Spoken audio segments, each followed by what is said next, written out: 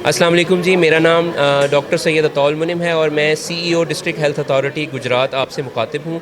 गुजरात के तमाम शहरियों से मेरी अपील है कि 15 सितंबर से लेकर 27 सितंबर के दौरान एचपीवी वैक्सीन की इस मुहिम के अंदर अपनी 9 से 14 साल की बच्चियों को हिफाजती टीका जात ज़रूर लगवाएं, क्योंकि ये हिफाजती टीका आपकी बच्ची को आने वाले फ्यूचर में एक बहुत ही ख़तरनाक बीमारी जिसका नाम सर्वाइकल कैंसर है उससे महफूज बनाता है।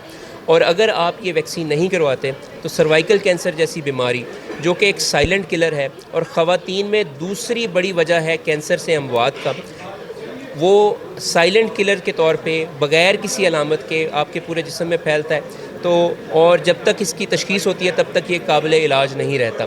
तो मेरी आप सबसे गुजारिश है कि इस कैंसर से बचने की वाहिद उम्मीद ये एचपीवी वैक्सीन है।